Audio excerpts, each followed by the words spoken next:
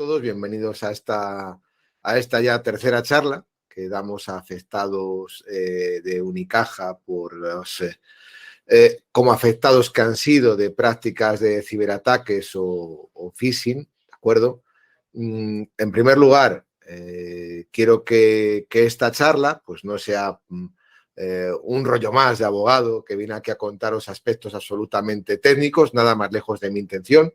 Quiero aportaros respuestas sencillas, respuestas que os puedan servir y que os puedan dar una orientación de cómo proceder. Y luego, pues si finalmente queréis contar con nuestros servicios, pues nosotros estaremos encantados de poder ayudaros y creemos sinceramente que podemos hacerlo. Os digo un poquito cuáles son las dos principales líneas de ataque que vamos a plantear, porque son dos perfectamente diferenciadas. ¿Qué herramientas tenemos para que podáis hacerlo con total tranquilidad y con qué argumentos nos vamos a plantear ante los juzgados para obtener una sentencia o dos que sean favorables en el caso de cada uno de los afectados? Y luego pasaré también a contestar la serie de preguntas que nos ha facilitado uno de los asistentes y que vamos, son preguntas que tienen fácil solución en el caso de una asociación de consumidores como la que es Asufin. En primer lugar, conductas que se están sufriendo y cómo vamos a enfocar estas dos vías de reclamación.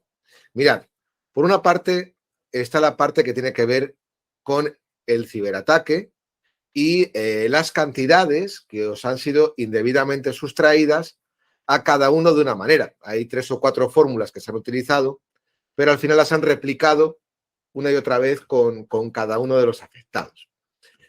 Como sabéis, y si no, pues os lo digo yo, ahora mismo estáis afectados por dos normas esenciales. Digamos, ahora mismo buscar al ciberdelincuente es poco más o menos que imposible, no es algo que sea factible en modo alguno. Sin embargo, lo que sí es factible es intentar reclamar a aquel que es el responsable, en definitiva, de que se cumpla con la normativa relativa a los servicios de pago, que es a lo que vamos. Existe una ley, que es la Ley de Servicios de Pago, que es la que precisamente impone una serie de obligaciones tanto al banco, en primer lugar, como agente, como empresa, que obtiene unos ingresos, que vive de alguna manera de tener clientes que realizan estos pagos electrónicos. Ojo, no solamente los bancos, sino cualquier otra entidad que sirva para hacer pagos electrónicos, como pueda ser Apostillo, Revolut, como pueda ser cualquier otra. Todos ellos están sujetos a la Ley de Servicios de Pago. En este caso, pues Unicaja, por supuesto. Y en segundo lugar, en un segundo bloque, la relativa a la protección de datos de carácter personal. Son demandas que van a ir por separado.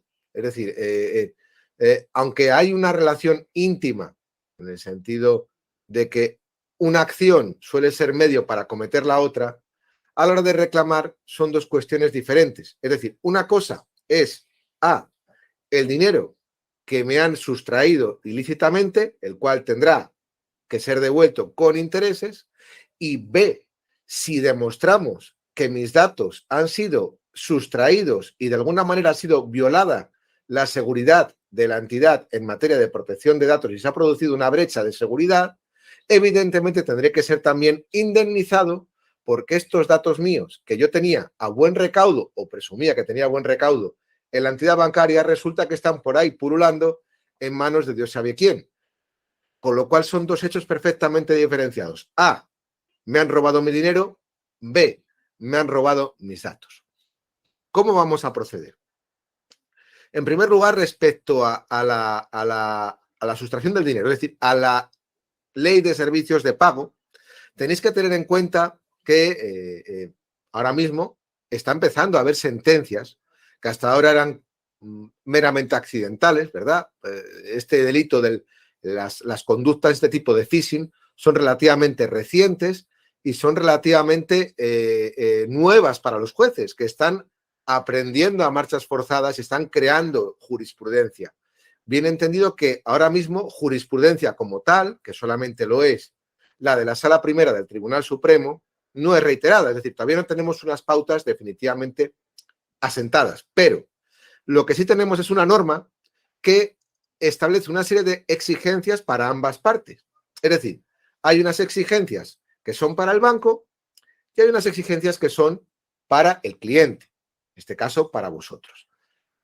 Uno no puede escudarse en el otro y me refiero, el banco no basta con que intente mandaros correos, mandaros advertencias, mandaros el típico mensajito que os sacan cuando abrís la aplicación electrónica. Eso no es suficiente. Eso no es suficiente. El banco tiene que llevar a cabo unas conductas previas y suficientes para prevenir este tipo de ciberataques. Más cuando ya tiene noticias y conductas reiteradas por parte de sus clientes y que se las han puesto en conocimiento. Digamos que si pudiéramos excusar alguna conducta, que no, sería la primera o las primeras.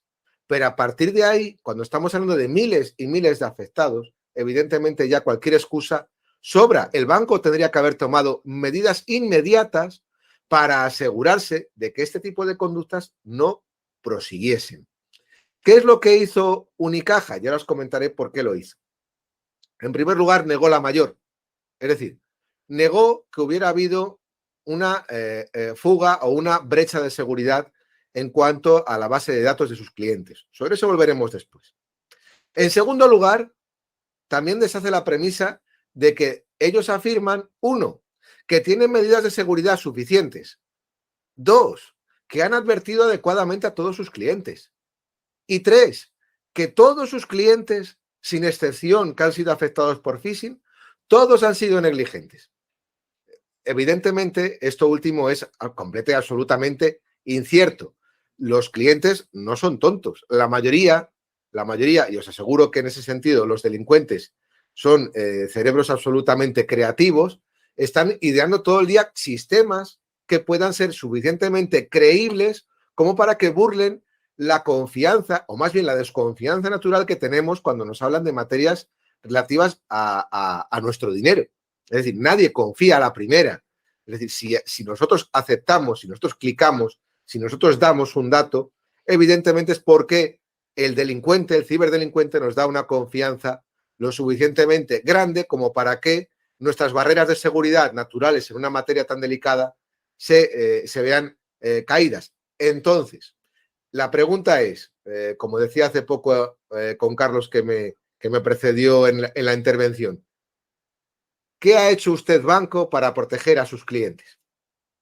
Claro, muchas veces, como decimos, son conductas que son harto sencillas.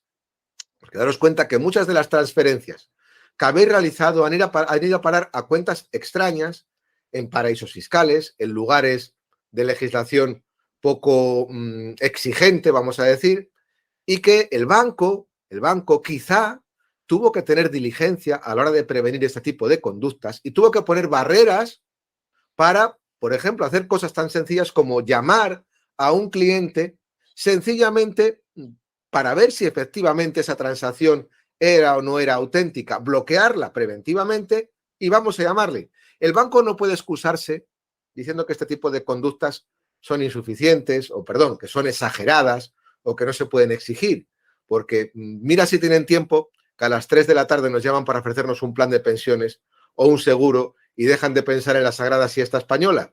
Para eso sí que tienen tiempo, pero para llamarnos y para decirnos, oiga, esta transferencia que usted está realizando a Barbados o a las Islas Caimán, ¿de verdad la está haciendo usted?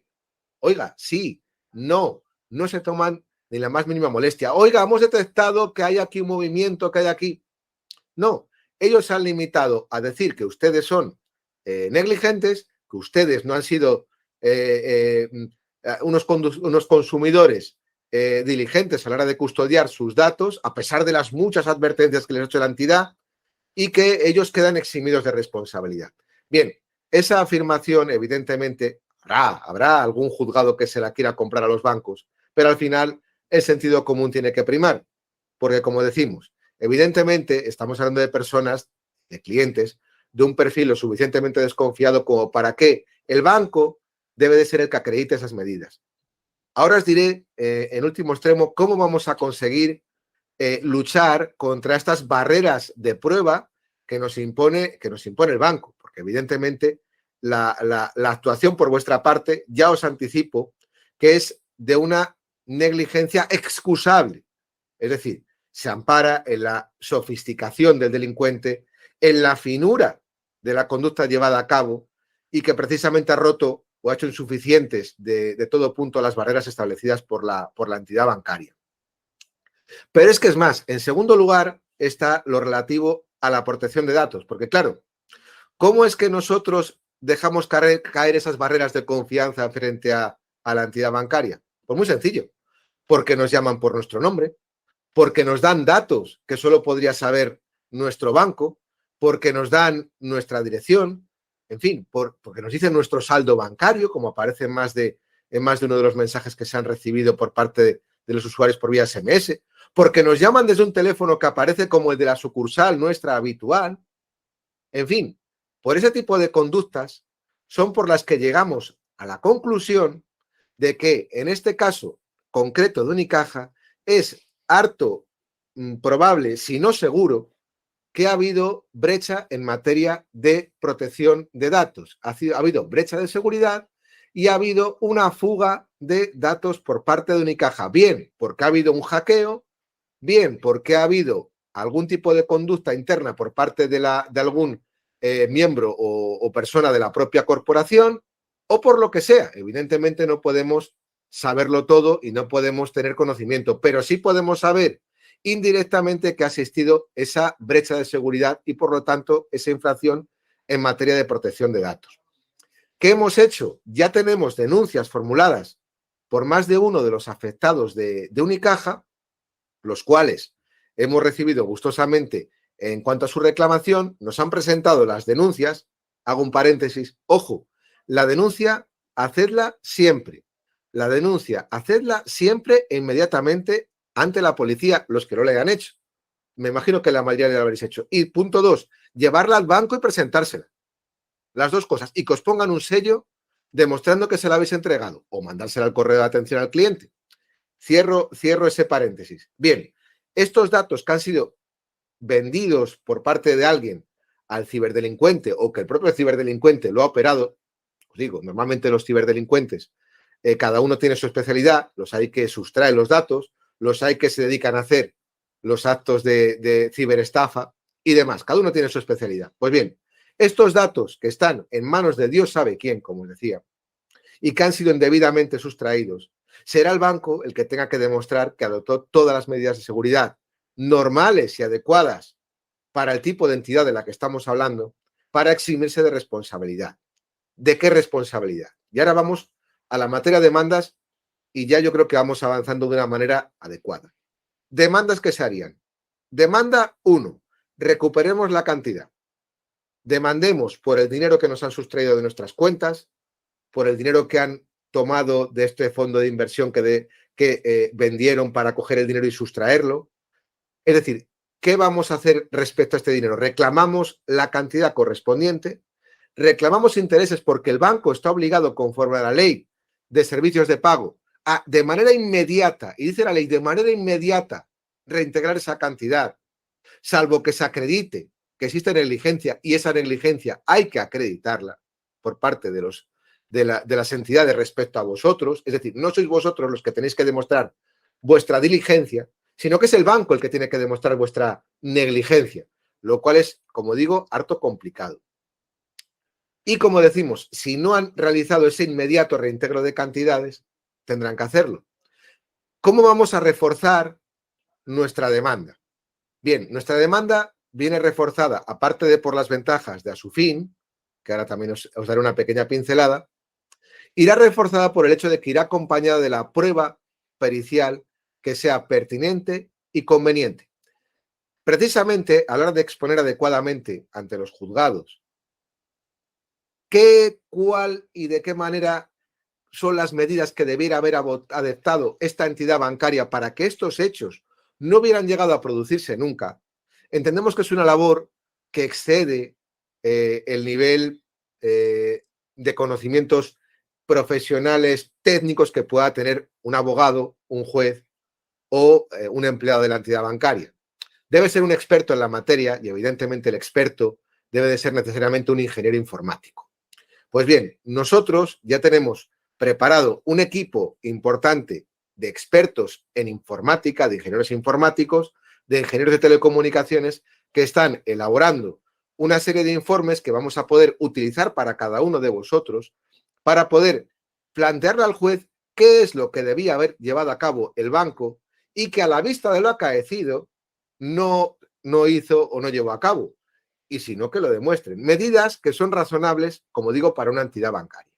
En ese sentido, tendréis a un profesional técnico que velará por defender que, al margen de que vosotros os hayan mandado el correíto, os hayan hecho la advertencia de abrir la aplicación, que el banco no lleva a cabo unas conductas adecuadas para prevenir este tipo de conductas. Recuperaremos, como decimos, el dinero, recuperaremos los intereses y la idea está que incluso se le impongan las costas a la propia entidad bancaria. B. Demanda por estos datos que nos sustrajeron indebidamente y en los que el banco seguro que no tomó todas las medidas adecuadas para proteger la integridad, la seguridad y, en definitiva, la obligación de custodia que tenía sobre los mismos, porque son datos evidentemente de especial protección.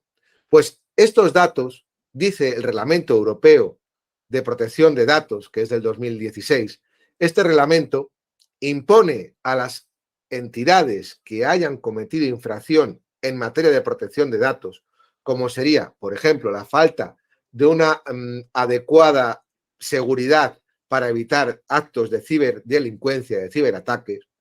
Este tipo de actos, si han repercutido en la sustracción de ficheros, evidentemente tenéis que ser resarcidos en los términos adecuados. Ahí es donde yo os decía que hay una cosa que tenemos clara, que es que tenéis que ser resarcidos una vez acredite esta violación en materia de protección de datos. Esto con independencia de la anterior, a mayores. ¿Esta violación cuánto va a ser? Porque claro, me diréis, bueno, es que si esto van a ser 100 o 200 euros, pues mire, pues para esto no.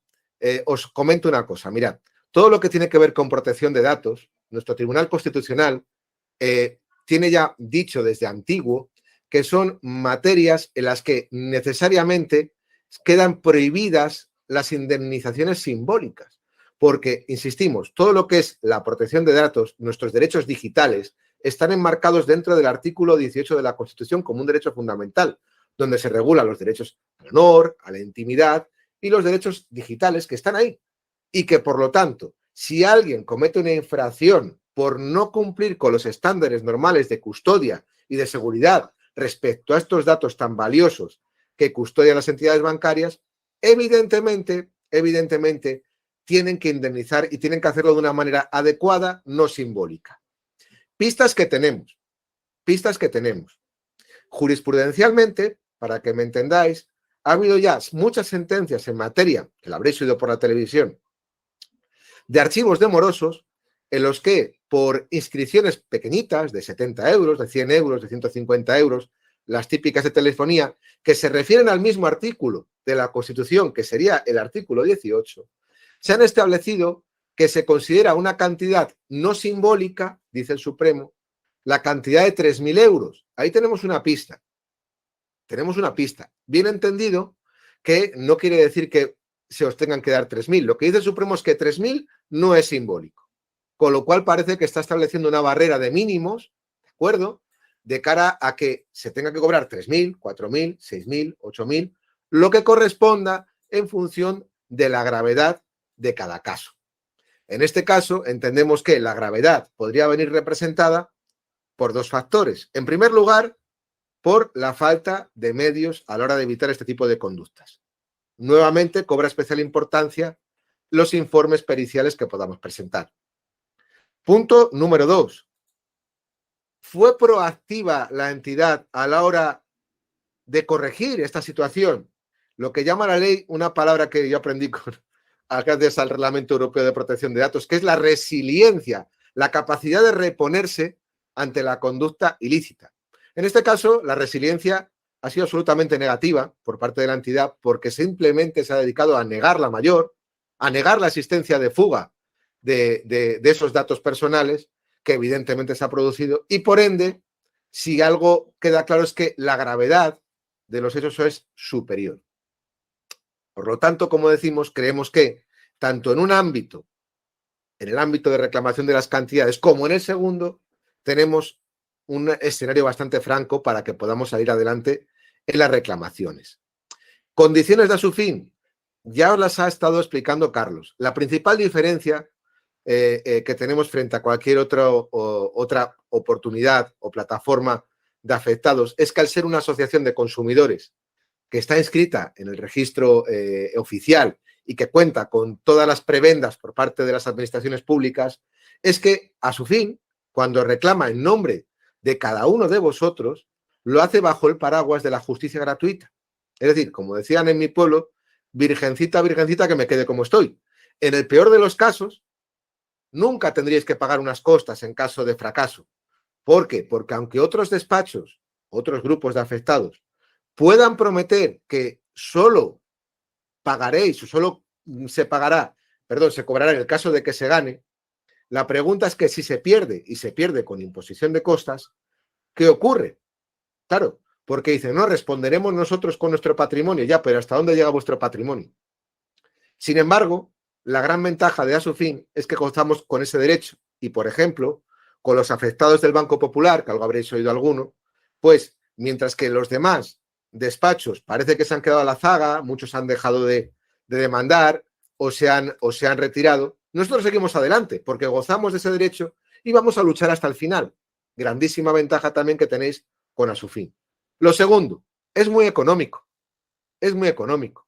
Fijaros que, y ahí os tengo que decir que sí, desde nuestro despacho hemos tenido mucho que decir, hemos creado un perfil para aquellos afectados de menos de 4.000 euros para que paguen una cuota anual reducidísima de 10 euros para ser socio y para los afectados que reclamen o que hayan sido afectados por más de 4.000 euros pagarán una cuota de 50 euros al año. En cualquier caso son cantidades, como decimos, mínimas para el beneficio o lo que obtenéis a cambio, que como decimos es justicia gratuita, es actuar siempre con profesionales de, permitirme el orgullo de solvencia contrastada. Llevamos muchísimos años ayudando a los consumidores, de lo cual estamos muy orgullosos. Y en tercer lugar, que contéis también con profesionales técnicos, y me refiero a los peritos, que ya están adecuadamente con un convenio con Asufin para que defiendan y para que planteen los aspectos técnicos en materia informática, en materia de protección de datos y podamos tener una mayor probabilidad de obtener éxito en nuestras reclamaciones. Entrando en las preguntas de vuestro grupo de afectados, que paso aquí a deciros, bueno, pues hablaban en primer lugar de los afectados por los que se reclama menos de 2.000 euros. Es una de las cuestiones que es muy habitual. El delincuente es muy inteligente. El delincuente le interesa mucho el palo de 60.000, de 100.000 euros, de 150.000, pero os garantizo que para el delincuente es mucho mejor el de 400, 600, 800 euros, porque la gente suele perder la esperanza y deja de reclamar por quitarse de líos. Bien, no lo dejéis de hacer, porque como os digo, no solamente es la cantidad que vamos a reclamar, sino también lo relativo a la protección de datos. Pero es que es más, aunque seáis microafectados y aunque estéis en lugares dispersos, que es lo que se me planteaba, tampoco hay mayor problema. Una de las cosas buenas que ha traído la pandemia es que precisamente la justicia ha modernizado lo que tiene que ver con videoconferencias. Antes, hacer un juicio por videoconferencia era algo absolutamente exótico. Hoy día es algo normal. Es decir, todos los días, desde nuestro despacho, nos conectamos y estamos haciendo juicios virtuales. Es decir, su señoría está en el juzgado, el cliente puede estar en Matalascañas y el letrado, pues como el que os habla, está en su despacho desde Zamora. Eso supone un ahorro de todo punto, no implica una pérdida de calidad en cuanto al derecho de defensa y, por otra parte, lo que digo, hace que sea mucho más accesible y especializada la defensa que se os practique, con lo cual no es ni mucho menos imposible ni es inviable económicamente el poder plantear demandas en lugares que a lo mejor estén alejados de nuestro domicilio habitual, sin el menor riesgo ni tampoco el menor incidencia para el bolsillo del consumidor. Como veis, buscamos siempre las fórmulas adecuadas para que podáis plantear para vuestras reclamaciones.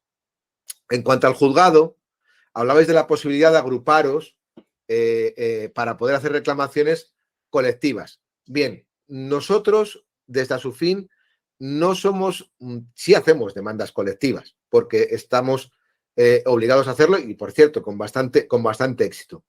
Pero si me permitís mi apreciación como abogado particular, como Luis Felipe Gómez Ferrero, yo siempre digo que una avispa no puede matar a un león, pero 1 millón de avispas sí puede hacerlo. Al banco no le gusta mucho que vayamos con una sola demanda, con una macro demanda, porque concentran toda su fuerza de fuego en el mismo punto. Mientras que, sin embargo, si hacemos 2.000 demandas, le estamos creando un problema a la entidad bancaria, que pierde esa fuerza que tiene y ese poderío económico que tienen las entidades bancarias por definición. Con lo cual, esto de que tengan que ir a muchísimos juzgados por toda la geografía es una carta que juega siempre en beneficio del consumidor. De ahí que seamos tan poco favorables a que se haga una macrodemanda. Además que las macrodemandas a los jueces no les gustan, son muy complicadas, tienen una tramitación muy extensa. Siempre es mucho más sencillo que, señor, Juan, demanda de Juan, se mete en su juzgado, que es el juzgado de Cuenca, y se va al juzgado de Cuenca y allí se tramita. Ese es el escenario ideal. No hay ningún problema. Además que también os digo que para si hay algún juez que es contrario a los medios digitales, que alguno hay, pues afortunadamente en Asufin no somos solamente el que os habla. Yo soy uno de los muchos abogados que colaboramos habitualmente con Asufin y que muchas veces establecemos pautas para que podamos asistir y que no se tenga un sobrecoste elevadísimo. Y os puedo garantizar que en Málaga tenemos abogados, en Cádiz tenemos abogados, en Sevilla tenemos abogados prácticamente por toda la geografía española. Con lo cual, descuidad que siempre va a haber una asistencia directa y personal. Los de más de 2.000 euros me preguntabais cómo va a realizarse todo el procedimiento, si se plantea presentar las demandas en un mismo juzgado y saber si se realizaría en una sala provincial donde haya jurisprudencia al respecto. Vamos a ver. Esta pregunta creo que ya ha quedado contestada. La jurisprudencia se va generando, es decir, tampoco se puede... hablaba hace poco algún magistrado de que no veía bien este turismo de juzgados que se produjo en algún momento en España. Es decir, no. Vayamos cada uno a nuestro juzgado, al que nos corresponde, y planteemos nuestra demanda, sin ningún problema. La ley nos ampara a la hora de que nosotros demandemos en nuestro lugar, en el lugar donde nosotros tenemos nuestra sucursal bancaria. ¿De acuerdo? Se pregunta también que en la primera reunión virtual que tuvisteis, pues se enfatizaba mucho respecto a la posible sustracción de datos de los clientes para que los ciberdelincuentes cometieran las estafas, que es un tema sobre el que ya os he estado comentando. Y hablaban de que se les daría los informes de gestión pertinentes. Bien, en este caso nosotros, como os decía, lo que estamos proponiendo es siempre buscar algo que sea económicamente aceptable para los afectados. ¿Y qué es lo más aceptable? Porque, claro, para un señor que ha tenido un problema de 30.000 euros, no le duelen prendas en gastarse, si es necesario, algo en un informe pericial. Pero para el señor de 500 euros, pues bien, para tanto unos como los otros, nuestro equipo de peritos lo que hace es elaborar informes que se puedan utilizar para una multitud de casos. ¿Cómo? Pues creando una serie de checklists, es decir, de pautas que debe de seguir la entidad para cumplir con esos parámetros de diligencia y que sabemos a priori que seguramente no haya cumplido. Y así lograremos destruir esa defensa que ellos planteen porque no van a poder demostrar que efectivamente han cumplido con esos parámetros que los técnicos consideran mínimos y aceptables para una entidad bancaria. Se habla aquí de las sentencias que van surgiendo, que aunque hay alguna que hace referencia al ciberataque masivo producido tras la fusión, todas son anteriores y fundamentan su demanda en la falta de seguridad de la banca online de Unicaja. ¿No creen que esa vía pueda ser la más eficaz? Bien, es que como os decía, es que yo creo que aquí hay algunos, y oye, con todo el respeto, porque aquí esto es como conducir, cada uno nos pensamos que somos los mejores conductores. Yo llevo muchos años en materia de protección de datos. Os puedo decir que una cosa es la protección de datos Una cosa es la protección de datos y otra cosa es la ley de servicios de pago. Son dos materias completamente diferentes, que en un caso tiene que ver con que un acto de fuga de datos porque se ha producido una brecha de seguridad pueda ser invocada en el procedimiento relativo a la ley de servicios de pago. Sí se puede invocar como un aspecto más. Pero, como decimos, son cosas diferentes, cosas reclamables de manera independiente y que creemos que no se pueden mezclar las churras con las merinas. Una cosa es, usted llevó a cabo todas las medidas pertinentes para asegurar que no se produzcan conductas de este tipo. Nos referimos a las que tienen que ver con la ley de servicios de pago, sí o no. Y luego, ¿usted ha cumplido con todos los protocolos de seguridad que le establece el Reglamento Europeo de Protección de Datos y la Ley Española de Protección de Datos? ¿Sí o no? Son dos pleitos completamente diferentes, si bien, como decimos, sí se pueden utilizar los frutos de uno de los árboles para alimentar al otro y viceversa. Pero, como decimos, son dos temas perfectamente separados e independientes. Nos pueden aclarar, nos dicen aquí, los costes finales y definitivos en todos estos escenarios. Primero, si se gana con costas, suponemos que las costas cubrirían el 100% de esos gastos. Segundo, si se gana sin costas, ¿cuánto sería el total que se debería abonar? Y tercero, me decían por aquí, ¿qué ocurre si se pierde? ¿Cuánto hay que pagar? ¿Cómo se activa la protección para no pagar costas a la parte contraria? Si el procurador lo designamos nosotros o puede ser designado por el propio demandante. Bien. En estas preguntas os aclaro. Vamos a ver. Primero,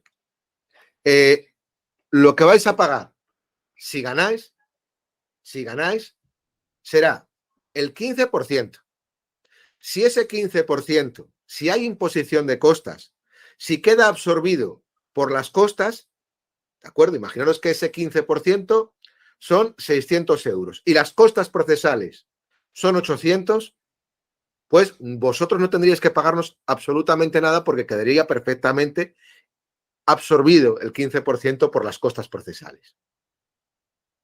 Os digo, como eso, yo sé que estos temas son a lo mejor un poquito más complejos asimilarlos de manera verbal, también os digo que Carlos, mi compañero, os va a poner a disposición un cuadro explicativo precisamente para que sepáis todo esto. El método económico es muy ventajoso, ya os lo anticipo. Si se gana sin costas, se pagará ese 15%. Ojo, en los afectados de cantidades pequeñas hay unos mínimos, ¿de acuerdo? Hay unos mínimos. Esos mínimos son razonables. Lo veréis también en el correspondiente cuadro que eso os facilite. Mira, me comentan aquí que ya está publicado.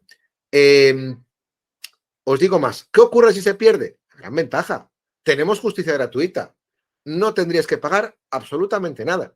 Únicamente vuestra cuota como socios de Asufin, la que tenéis que pagar.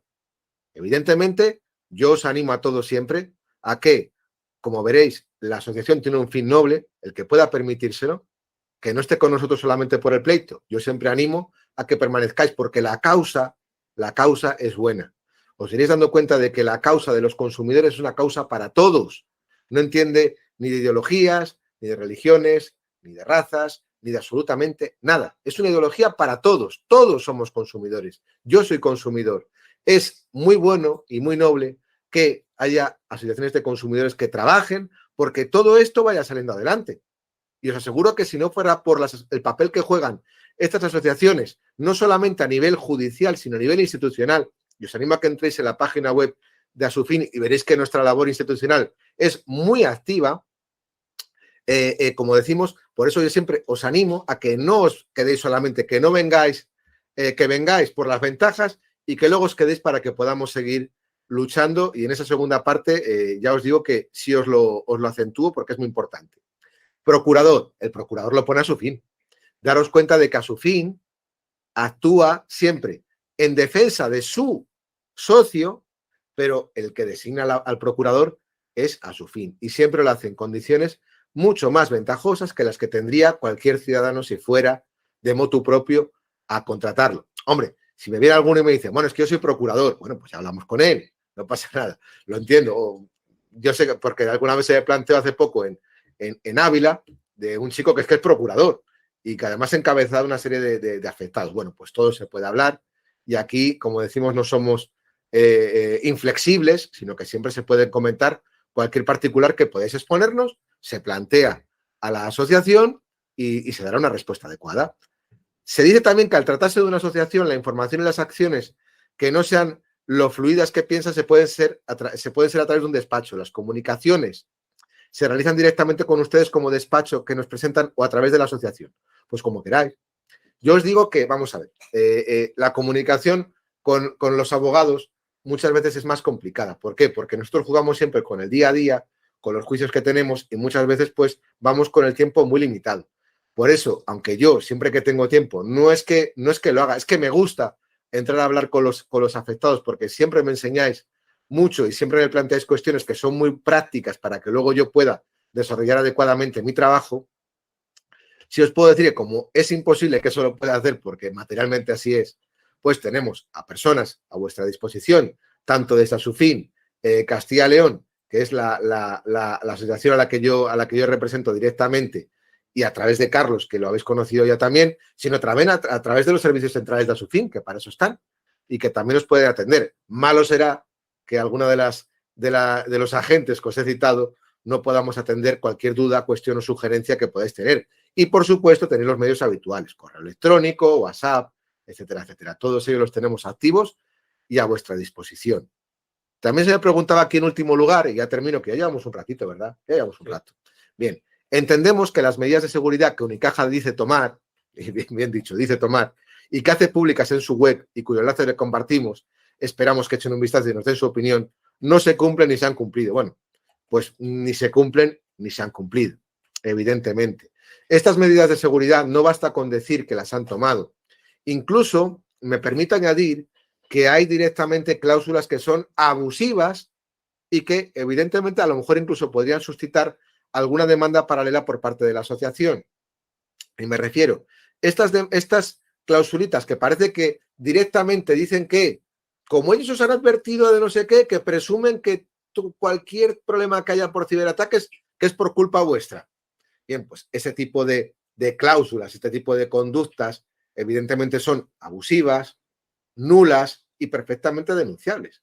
Con lo cual sería, digamos que en este caso, fruto de esa mala fe con la que se incluye esta gama o este abanico de cláusulas, lejos de ocasionarnos un problema, quizá nos están dando una ventaja, porque revelan que precisamente el banco pretende hacer jurídicamente lo que técnicamente no ha hecho.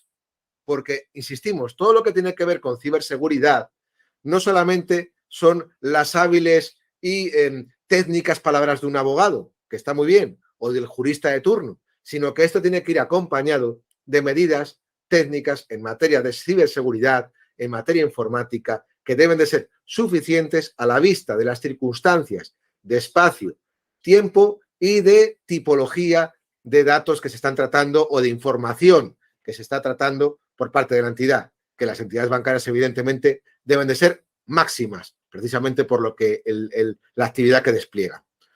Con lo cual, como os digo, animaros a todos, espero que las palabras que os he dicho, que os puedan aportar alguna solución. Os animo a reclamar, o como os dije al principio, si queréis hacerlo con nosotros, estaremos encantadísimos de que así sea. Y los que finalmente no lo hagáis, pues agradecidos por aguantar la pequeña chapa que os he dado, y a vuestra disposición quedo. Muchísimas gracias a todos. Vamos, gracias. A ver, mi micrófono lo voy a abrir.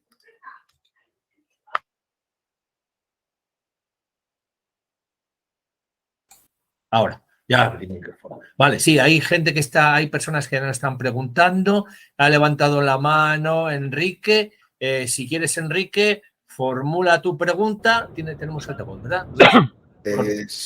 Formula un momentito, Enrique, abre el micrófono y formula tu pregunta y te escuchamos lo que nos quieras consultar.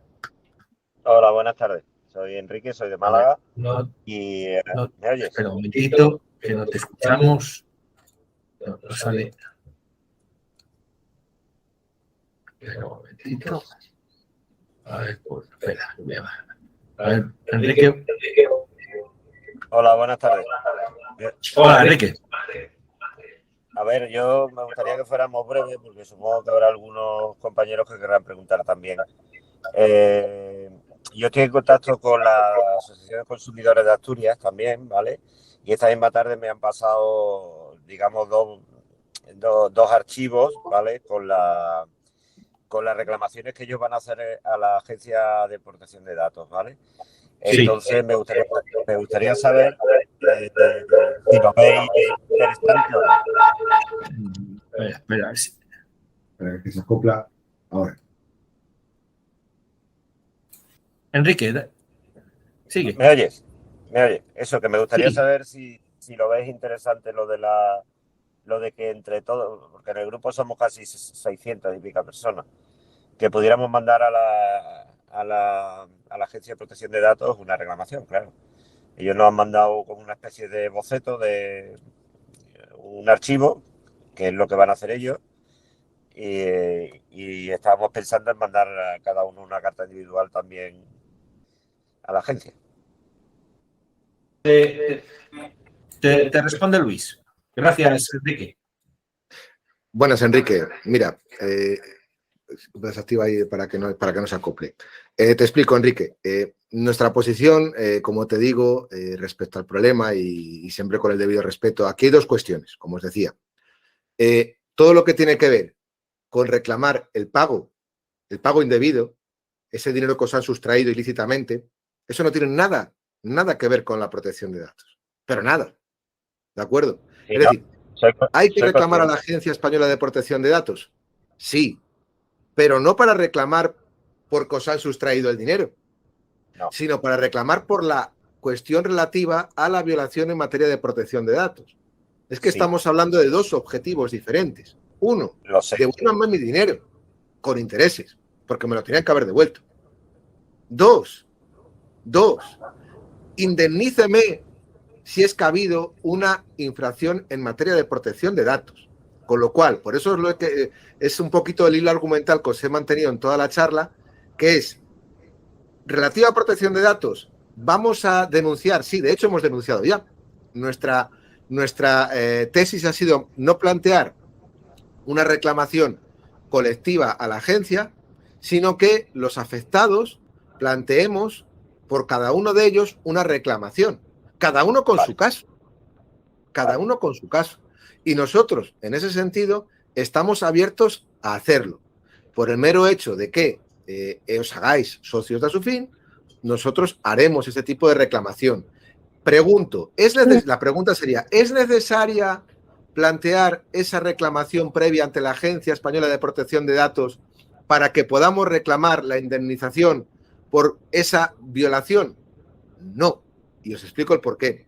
Una vez que la agencia detecte que ha habido esa brecha, lo que van a hacer es agrupar todas las denuncias dentro de un mismo procedimiento, porque no va a resolver los 37.000 documentos que le entren.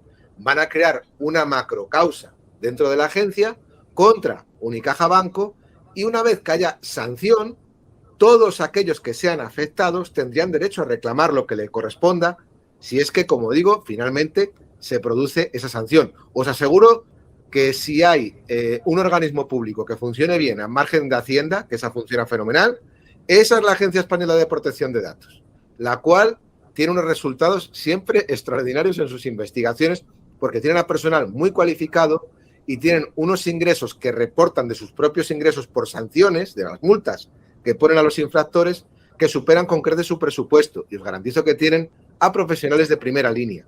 Con lo cual, os digo que, sabiendo como sabemos que ya tenemos denuncias metidas, no solamente por parte de afectados de Asufin, que también, sino también desde otras líneas de ataque, tranquilos, que esa línea ya está cubierta. ¿Debemos de comunicar que somos afectados ante la agencia? Sí, está bien que lo comuniquemos. ¿Es imprescindible para que planteemos la demanda para que nos devuelvan nuestros 3.000, 4.000, 5.000? No es necesario porque son temas perfectamente deslindables.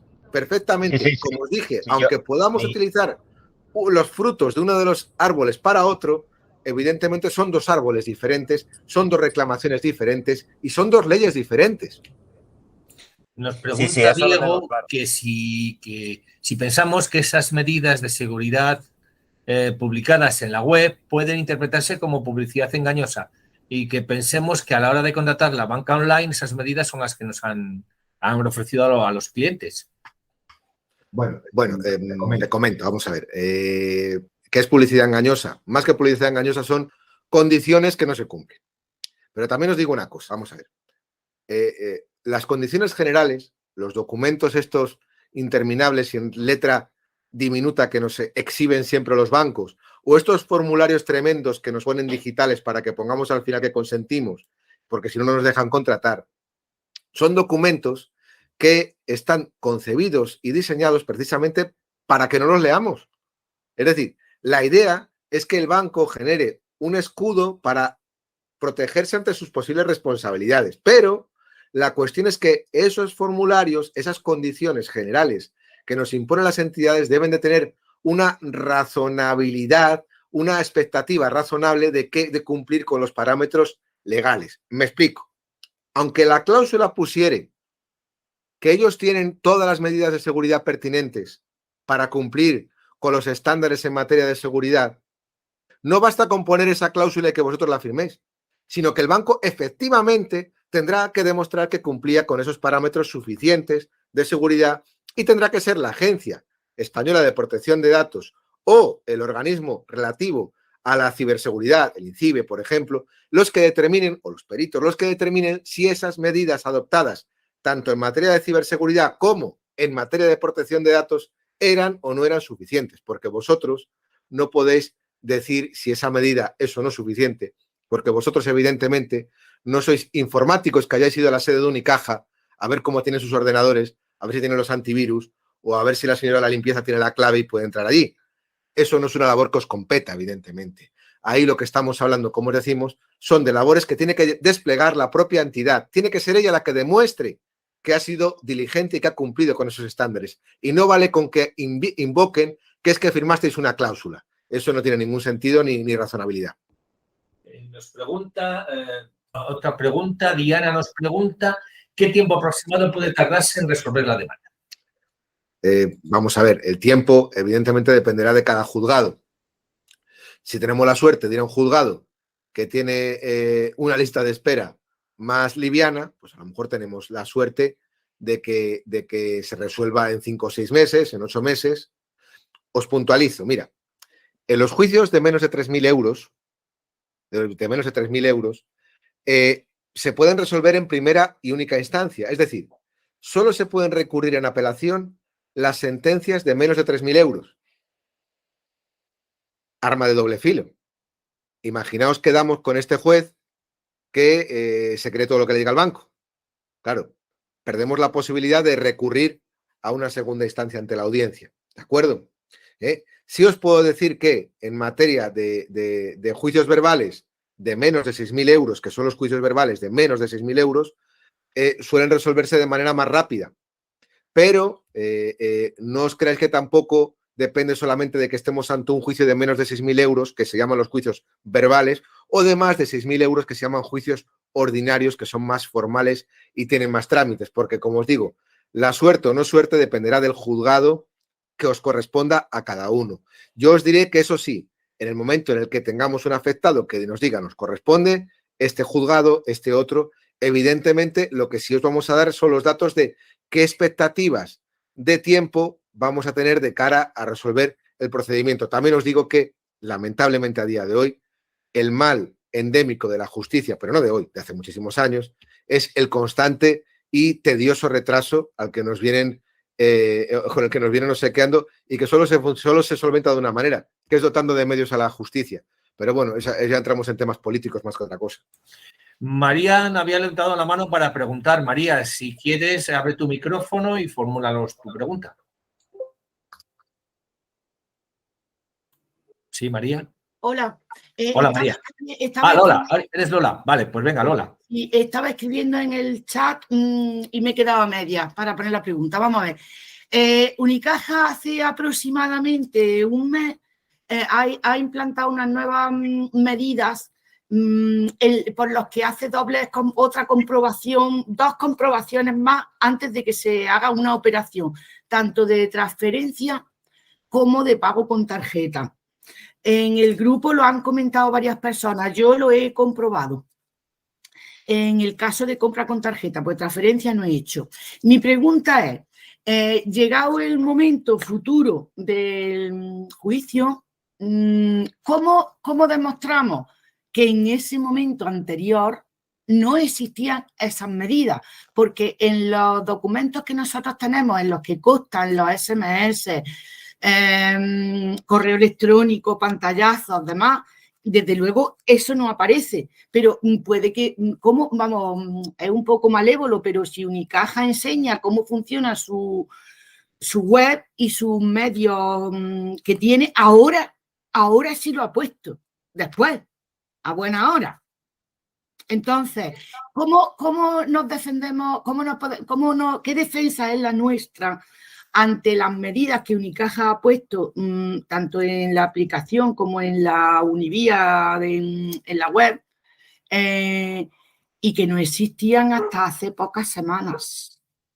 Y también, la pregunta también incluye, ¿cómo podemos nosotros constatar que esas medidas las ha puesto en vigor Unicaja en el mes de octubre, cuando lleva pasando esto desde final de mayo? Vamos a ver, no sé si técnicamente hay alguna forma que desde el juzgado eso se pueda dar fe, constatar que esas medidas no estaban antes, que están ahora. Vale, gracias. Gracias, Lola, te contesta Luis. Lola, muy buenas. Pues mira, te digo, la respuesta precisamente es una respuesta que hay que darle la vuelta. Vamos a ver, no somos nosotros los que tenemos que demostrar cuándo se ha implementado una medida. Es el banco el que tiene que demostrar que la implementó en tal o cual fecha. Y no basta con que lo haga con su palabra, ¿de acuerdo? Es decir, no basta con que diga, no, es que nosotros esto lo llevamos haciendo desde hace mucho tiempo. No, señor. Ahora os dais cuenta qué importancia tiene la prueba pericial, el que tengamos un equipo de peritos informáticos que precisamente le digan al banco, no, me presente usted el justificante, y me refiero al soporte, al programa, al archivo electrónico que da crédito a lo que usted está afirmando. Porque, como decimos, la informática hoy día deja rastro de absolutamente todo. Es decir, no cabe llevar a cabo este tipo de conductas sin que quede un rastro en el sistema que acredite que efectivamente eso fue así. Y de no ser así, me refiero, imaginaros que se llega a un supuesto en el que Unicaja dice, es que estos protocolos ya los teníamos desde entonces y estos señores no los siguieron. Muy bien, pues ante la duda que pueda tener el juez de si efectivamente existían o no existían, imaginemos que la prueba es dudosa, tendría que resolverla necesariamente a favor del consumidor.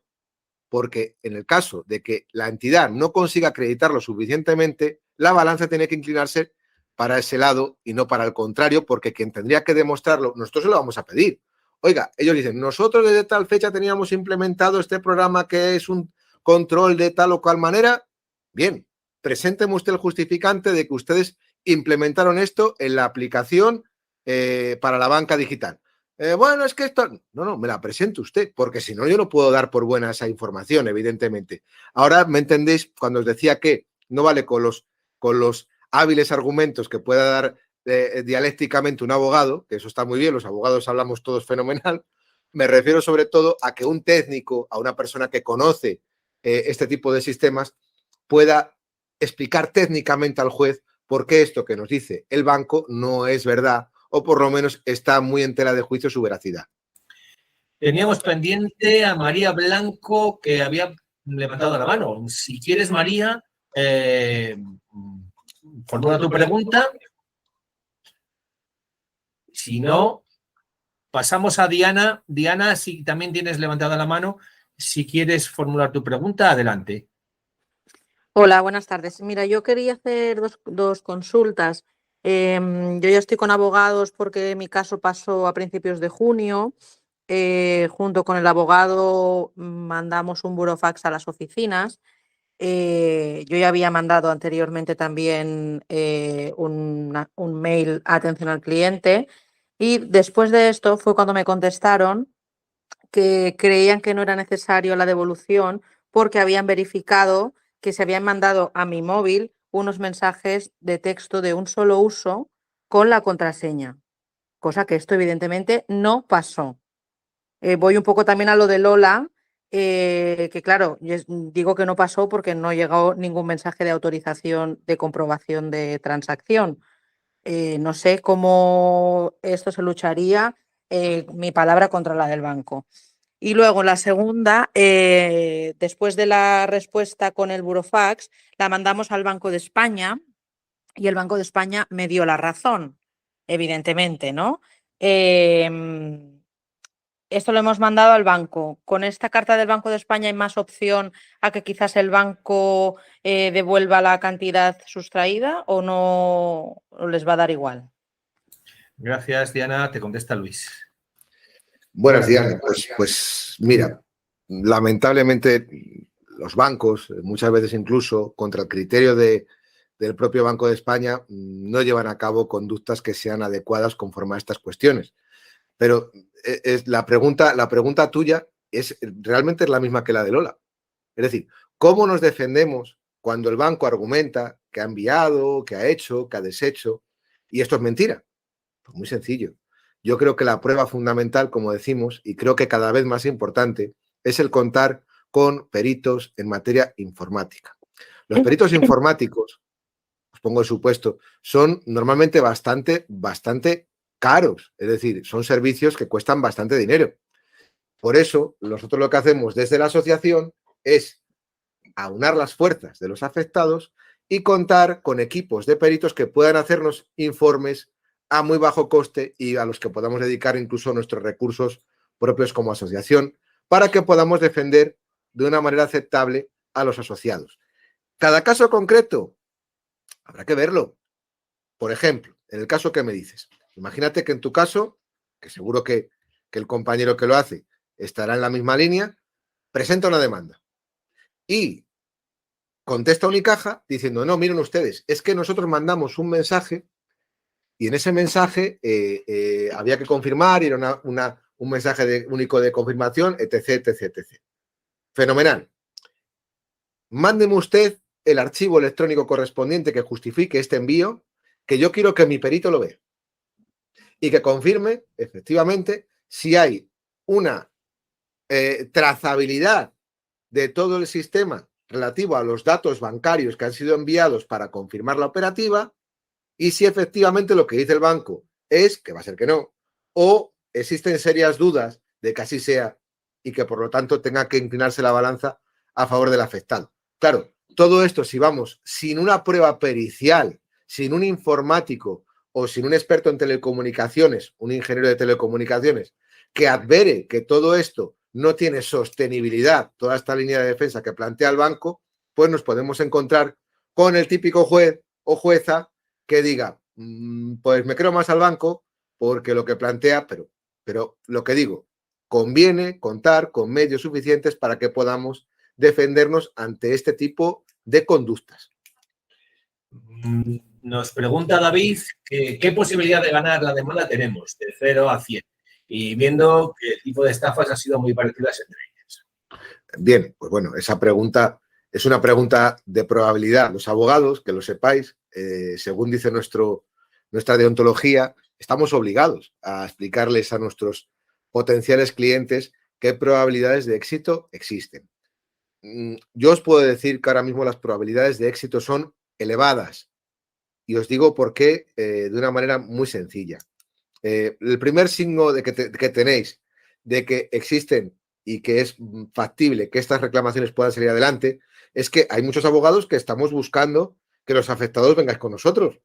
Eso ya es el primer síntoma de que algo hay que creemos que puede salir adelante.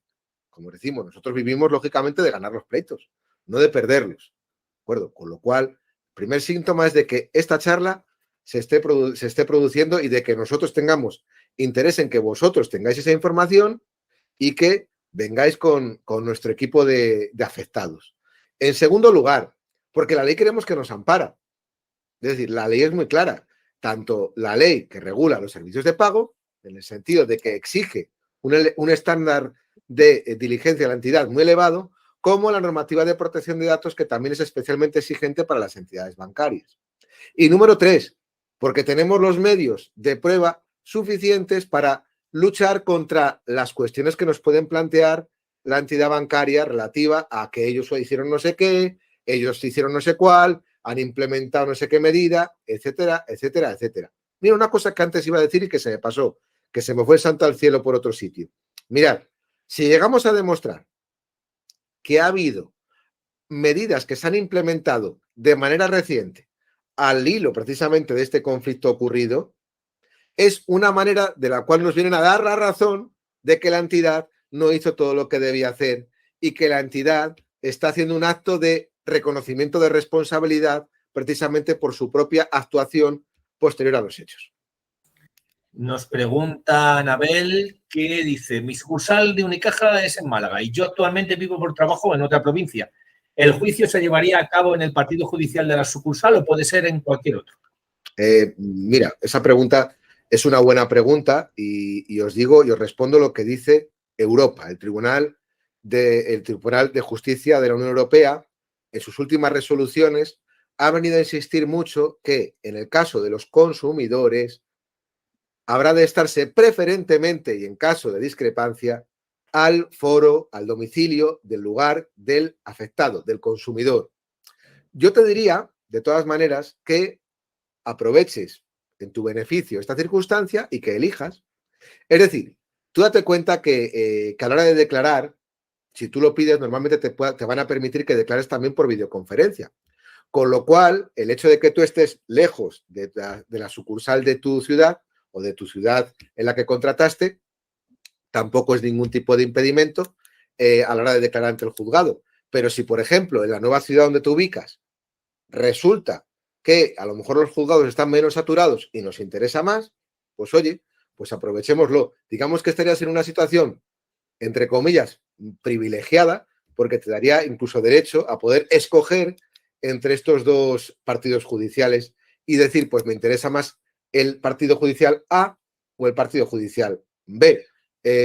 A partir de ahí, pues como decimos, como de momento los datos jurisprudenciales, las sentencias que hay sobre la materia, de momento, cada vez hay más, pero de momento siguen siendo pocas, tampoco tenemos un partido judicial favorito, como teníamos en otros productos, a medida que va avanzando la jurisprudencia. Por eso digo que ahora de momento el criterio creo que tiene que ser la rapidez.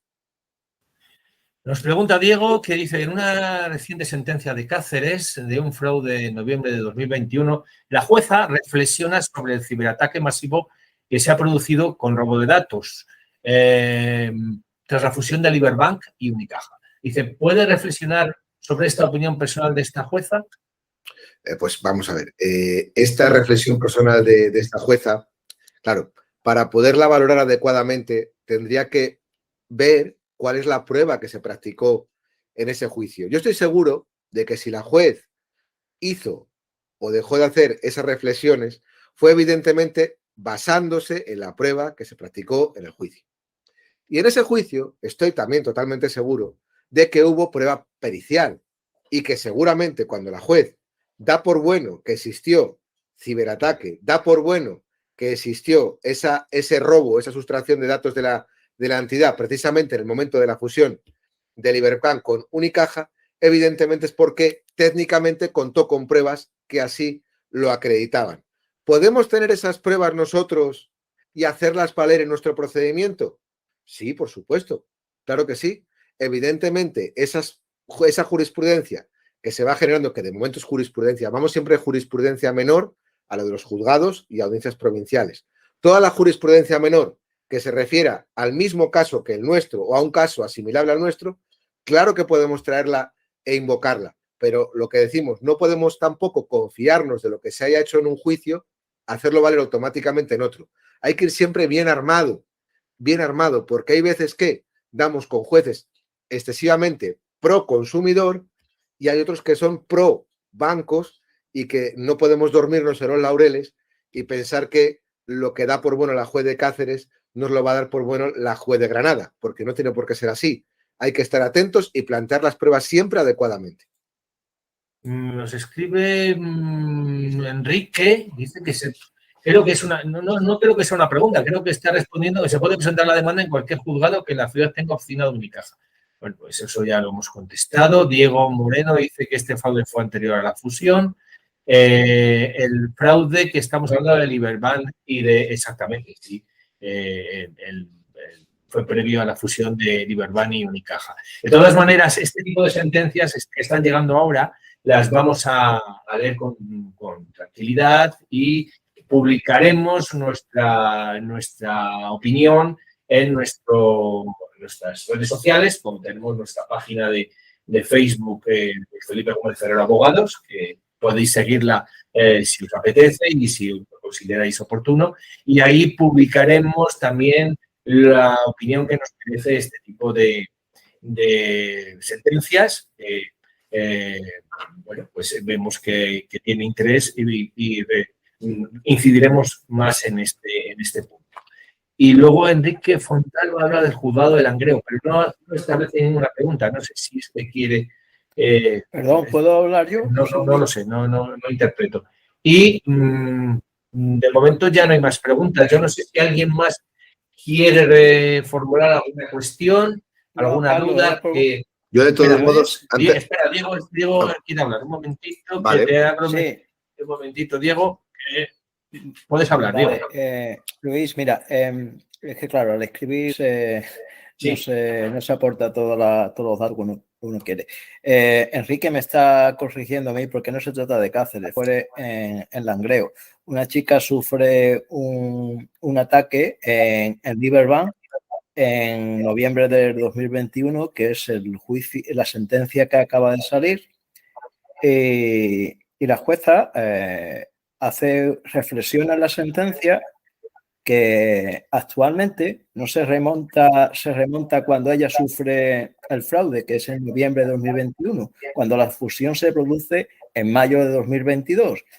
En la misma sentencia, la jueza reflexiona sobre la situación actual que se está dando frente a los ciberataques, que cuando a ella le pasa son casos aislados y que actualmente se está produciendo un ciberataque masivo. Eso está plasmado en una sentencia a la cual hemos tenido nosotros acceso porque nos la bueno, acceso no en PDF, pero sí en una captura de imagen y demás que nos ha proporcionado esta chica.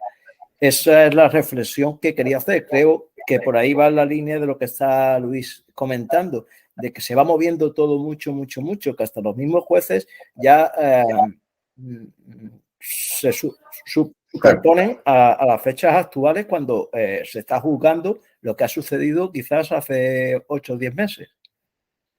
Venga, gracias. Perfecto. Gracias a ti.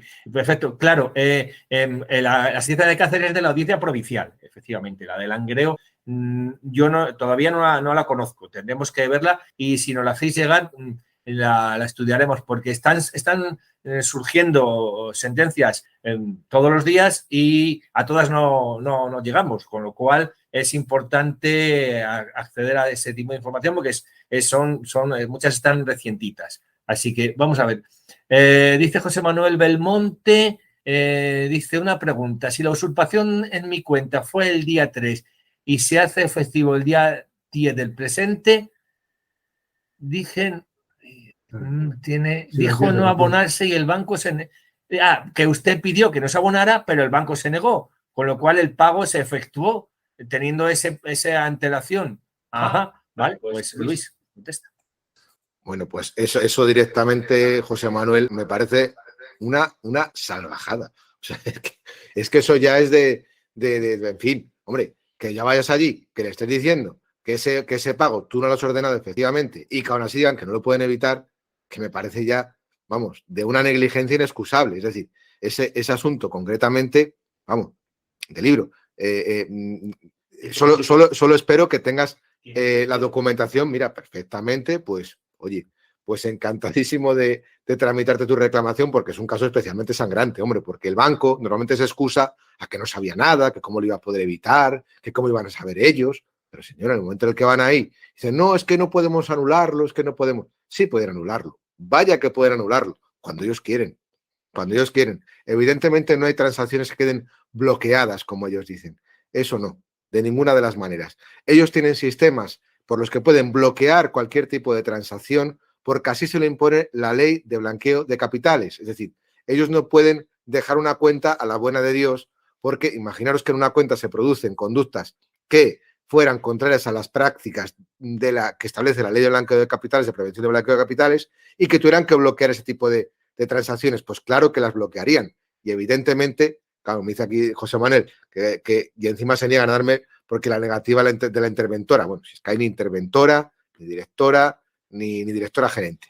Da exactamente igual. Eso es un caso de negligencia inexcusable de los propios empleados, me atrevería incluso a decir. Pero bueno, aún así es un caso flagrante que vamos, que dudo mucho que ningún juzgado se atreva a decirte que eres culpable de nada, porque le está diciendo, oiga, que yo no hice esto, que me han suplantado, y aún así siguen adelante. Me parece de verdad totalmente sancionable.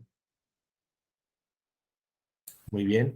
Encima, vale, pues no sé si alguno más tiene alguna duda.